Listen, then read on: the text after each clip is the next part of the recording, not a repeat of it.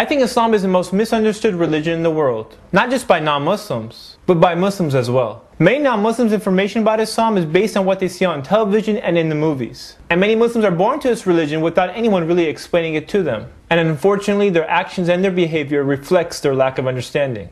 And finally, you have people who twist the verses of the Quran in order to spread their hate. The end result is a lot of confused people and a lot of confusion on what Islam really teaches. I get so many emails from viewers asking me why I became Muslim. So instead of answering it via email, I decided to make a video. So for the season finale, I'm going to take a break from my normal comical view of explaining things with the hope of clearing up some of the confusion with this video.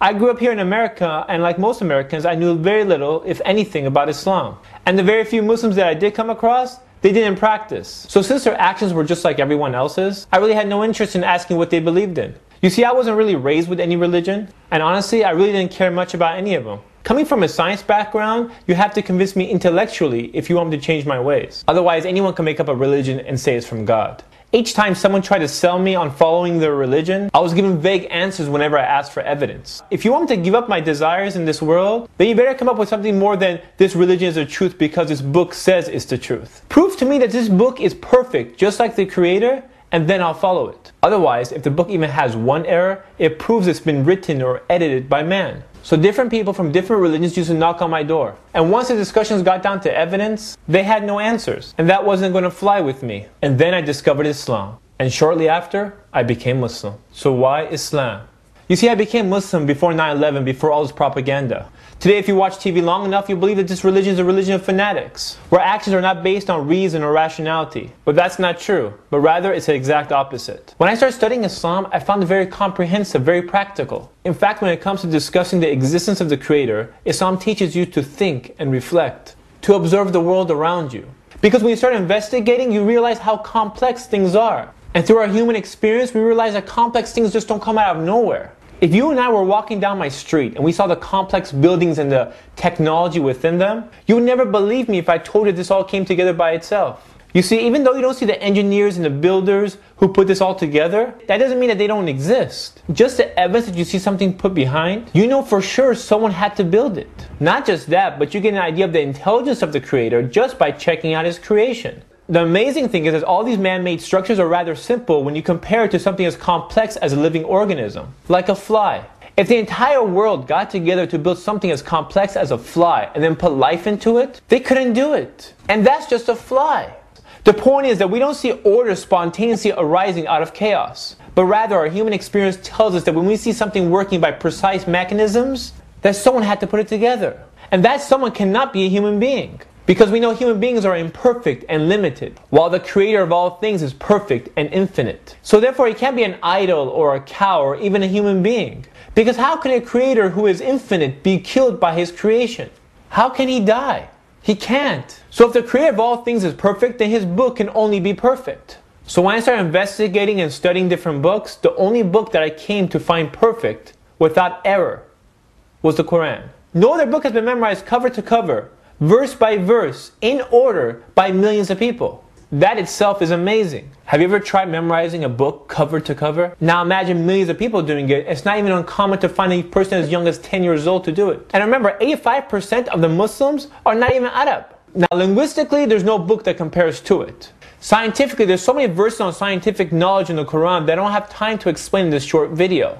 All I can tell you, 1400 years ago, it was impossible for anyone to have this accurate information. Especially when some of these things have just been discovered in this past century. And the Quran challenges man to write a book like it if he is in doubt that this book is actually from the Creator. To prove that this book cannot be written by a human being. So many have tried. All of them have failed. And many of them ended up becoming Muslims. Amazing. Now keep in mind, the meaning of the Quran translated to English is not the Quran, since the Quran is only in Arabic.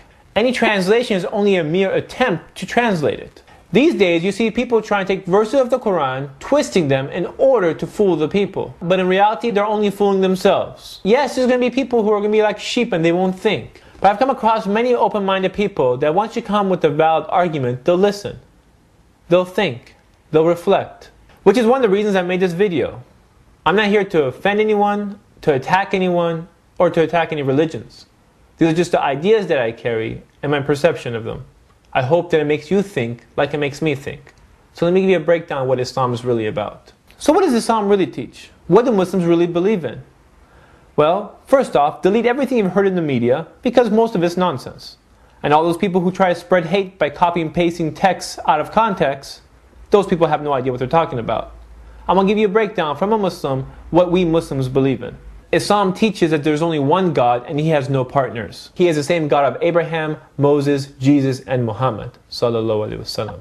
That we are here to worship our Creator in all our actions, which is the meaning of the word Muslim, one who submits to God. We should pray at a minimum of 5 times a day. Fast the entire month of Ramadan. We give 2.5% of our excess wealth for zakat, which helps the needy. And if possible, we are required to make pilgrimage to Mecca to do Hajj.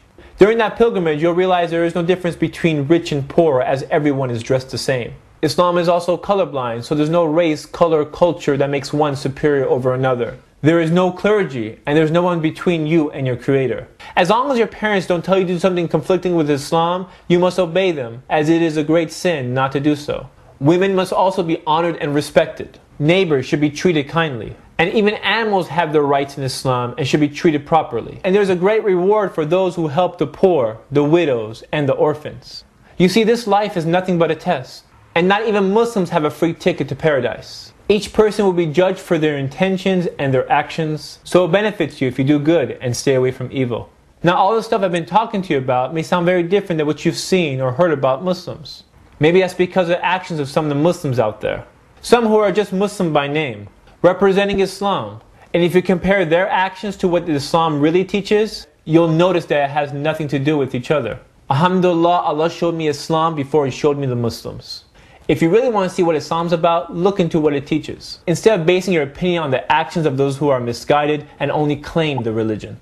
Sometimes you hear a so-called Muslim leader talking nonsense, but those who are knowledgeable Muslims know that his words have nothing to do with the teachings of Islam. It's just nonsense packaged with the label of Islam on it. That might work for the people who don't think. But for those who do think, they can investigate on their own to see what Islam really teaches. 5 to 8 million Muslims live right here in the United States. If Islam really taught violence, then ask yourself, where is the violence? For the majority of the Muslims, you don't see such actions. And for those who try to promote these thoughts are those who are trying to take the verses out of context to serve their own purpose. So all that kill all the infidel stuff is nonsense. Because if it was true, how would the Jews and Christians live generation after generation for 1400 years in the Middle East?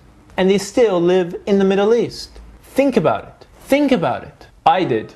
And that's when I stopped taking the opinions of others and started investigating on my own. And I discovered the greatest gift in life. The gift of Islam.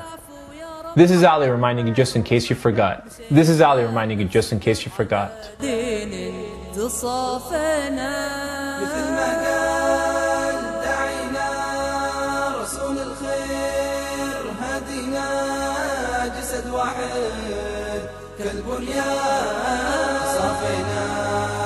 صرنا اخوان تركنا الهم والأحزان تعلمنا